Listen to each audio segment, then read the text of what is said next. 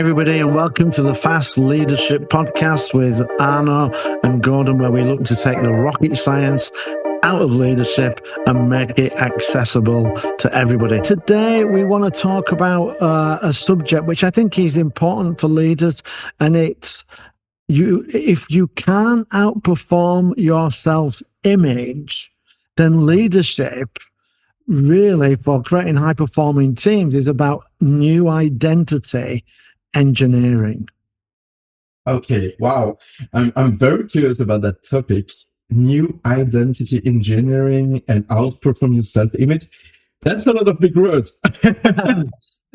Yeah, but if we don't, it's like, I talk about this a lot. Before I ran my first marathon, I didn't think I could run a marathon. I didn't see myself as a marathon runner. And when somebody asked me to train to do a 10K, I failed to do it. And a year later, I ran a marathon. And how did I do that? Because I changed my self-image. I got rid of that belief that I wasn't a runner. It's all of these self-limiting beliefs. And I think that's a bigger word than self-image, but I think it's a really good way of explaining it, that you can't outperform how you see yourself. If you think you're fat, you're never going to lose weight on a diet, because that's your self-image. Yeah. So you're saying that your self-beliefs are like a jail for your own mind. Correct. Yeah. Okay. That's not just a jail for your mind, a jail for your performance. Because you can't outperform if you don't think if you don't think you can. You're absolutely 100% correct. Yeah, you can't do it. And when we talk about our comfort zone is often a reflection of those self-beliefs. And it's why we don't like to go beyond it. And then when you throw in imposter syndrome, when we're starting to be somebody we don't feel that we are, we start to feel like an imposter and come back. Right. So as leaders, if you want to take a team that is perennial losers or underperformers and turn them into winners, the first thing you have to do is change that self-image of themselves. They have to start to see themselves as winners in order to win. Otherwise, it doesn't matter what you do, you're not going to see improvements. Best strategy in the world will not work if you don't believe in it. I'm not often, but sometimes facing teams with people who don't believe in themselves. They say we can't do that, it's too hard, whatever. And one of the ways that I respond to that is it's to say, what if we could? What if we could do it without limits, without time limits or pressure or whatever? How would we do that? And that's a great way to unlock the creativity and make them in the position of someone who can do it. And they find ideas that we sometimes have to let go because we have those constraints. And sometimes they find ideas that we can keep and work on. Yeah. So that's a great way to motivate and take people out of their comfort zone. Is to say, well, it's Mark Twain, right, who said they didn't know it wasn't possible, so they did it, or something like that. I can't remember the exact sentence. Every huge achievement in my life was based on that quote. I didn't know I couldn't do that. Yeah. So I started and did a PhD in astrophysics. I didn't know I couldn't work for NASA, so I did. I didn't know I couldn't start my own business, so I did. So it's not about being naive and not knowing the facts and not working hard, of course, but it's about not listening too much to that voice in your head that tells you, well, maybe you can do that. Well, it's actually worse than that, because there are two voices. There's the voice in your own head that says, I don't think I can do this, or I can't do this. And a lot of times there are external voices. Oh yeah, right. People say, why are you doing that? You can't do that. And a lot of that is, this is another phrase. I've never used this one before, but I think this is true. So you can't outperform your self-image, and I don't want you to outperform my self-image. So I will stop you from being better than me, so Right. I feel better about me, as a person. So we get that negative voice from external, and then we have that negative internal voice. And as leaders, a lot of times the team are suffering because of a lack of belief in them from the leader. This is a terrible team that I've been given. And I hear this all the time. My team is so bad. Please tell me you're not telling them that. Because when you do that, you're reinforcing a negative self-image. Yeah. So for me, with a team, it always starts with us believing in the team. Because if the boss doesn't believe in the team, why should the team believe in itself? True. Who would? Yeah, absolutely. And your belief, and I'm not talking about whether you believe the earth is flat when I say this. This is more to do with capability. If you believe you can, then you can. If you believe you can, then there's a possibility that you might be able to. And what you were saying there, those are great coaching questions. But what if we could? Imagine if you couldn't fail, what would you try and do?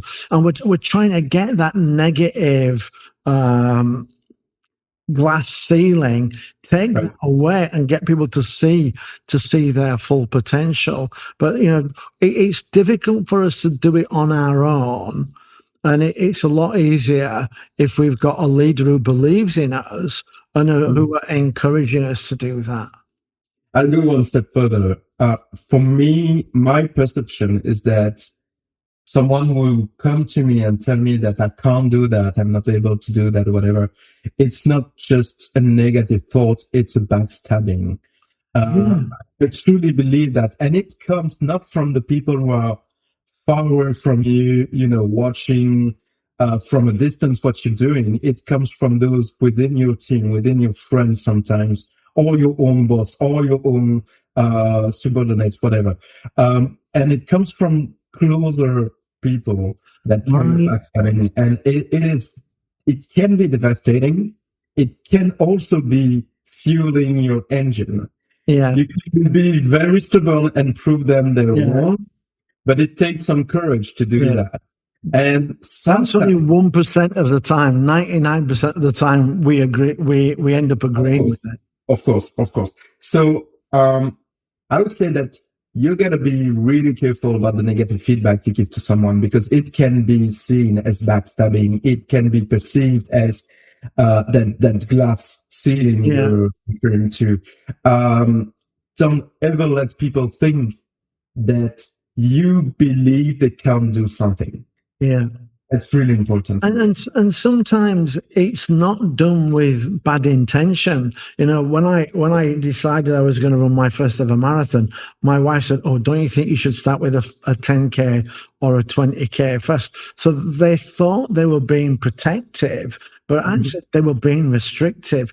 And coming back to where we hear that from, I would say the closer we hear it, the bigger the impact. And my mother told me more than once, "You come from a fat family. We've always been fat. We are fat. We will always be fat." Radical acceptance. Yeah, and it's like, why would my mother lie to me about that? So it kind of has to be true. And as I said, because of that closeness, that as a barrier to success, that ceiling, it's not just a ceiling, it's a 10-foot thick ceiling. Right. Almost impossible to to break through. So we have to be very careful with our words, especially with our friends and with our children. And don't be a naysayer. Be somebody, who uplifts them. And if you don't believe it, just say, wow, okay. It'll be interesting to see how that works. Give it a shot. You have my full support. Not no chance. You're kidding yourself. Stop dreaming. It's not helpful and beneficial. It's quite hard to find the right position and to find the line between not being delusional about something, Yeah, and not being negative about something. If I was to tell you I'm gonna fly on my own someday, well, I'm no bird, and I'm no Superman, even if the yeah, movie out. But yeah, I can't fly. Obviously, I yeah, won't. But if I were to tell you I want to fly sometimes on my own, maybe I'm thinking about being a glider pilot, yeah, being, in a small plane or whatever. And you never know the full intention or how the intention will transform into action. yes, So why should you restrict myself at the idea stage? Uh, correct. Let me dream about it. Let me think about it. Let me start to act about it. Yeah, And if you were to be my leader in a project, please give me what I need to achieve that. And some guidance is welcome. Some mentoring is always welcome. But as a leader, we got to be really careful about what we give. yeah, absolutely. We have to build up, not knock down, and Right. as you say, and if we're trying to protect people because we just look at it and think, yeah, you're never going to be able to flap your arms and fly. It's Right. what we can do is talk about, well, what's the first step? What does progress look like? Talk me through that. So we need to be more positive with people, but also as well when it comes to building high performance teams, we have to not only believe in the team, but we need to create belief in the team themselves. And if I worked with a team where our on-time performance was 30%, and we wanted to get it to 75. But the way to do that is not to point at the finish line, but identify what would be a significant step Yeah. on that you could make quickly. And is what I call the minimum significant improvement. And it's an improvement that once you've done it, you go, wow, I'm pleased with that. Now what can I do? And if you keep repeating that level of improvement, you'll start to see that progression happen. So as leaders, we have to talk about that, think about the new identity, what performance would look like, what would be the journey to get to the end point, and then get people started on that journey.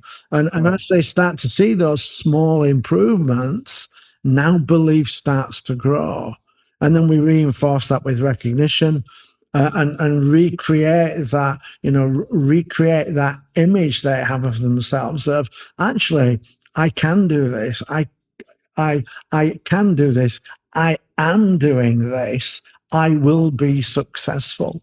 And I think It's funny because when we already knew that. I mean, if you're a parent, you know that. correct. If you could have told your mother when you were born that one day you would run a marathon, Yeah. she wouldn't have buy fancy shoes and put you on a racetrack. She No. would did what she did, which was to help you to stand up and Yeah. help with her fingers to make you walk a little bit, Yeah. help you fell on the floor and then step up back, and then I mean, learning to walk it's painful, Yeah. but Yeah. the And it parents starts with, and do you know what it starts with? with Baby steps. yeah, baby, literally. Yeah. Baby steps. every major success starts with baby steps. Exactly. And we have to find out what those baby steps are and then hold their hand as they make those baby steps and then have people see themselves as, I'm walking, and then thinking, maybe I can run. But it's a path we have to take them on. And this You is can go started by baby steps. correct, yeah. So this is why I say that, as leaders, we are really engineers of new images. We have to create the image for the team that we want, not reinforce the image of the team that we have. And if you can do that as a leader, you're going to be able to, transform performance. And the thing about it, and I come back to marathon running because I think for me, it is something that is significant to achieve. And what I mean by that is I'm not, asking for a medal or anything. But what I'm saying is it is something that when you first think about it, it's not something that you can immediately do. It takes time. But very quickly, within a matter of 3 or 4 weeks, you can go from not running to running 10K, to running 5K, to running 10K. And within 10 weeks, you could be running half a marathon. That is a huge improvement on not being a runner. So whilst it might take 6 months to run a marathon, you will actually start to see significant progress early on that journey. It's a long journey, but we need to start showing that significant progress. And when teams see that, it builds their, it starts with our confidence in them, and then that converts to self-confidence, and then they'll take it to that next level.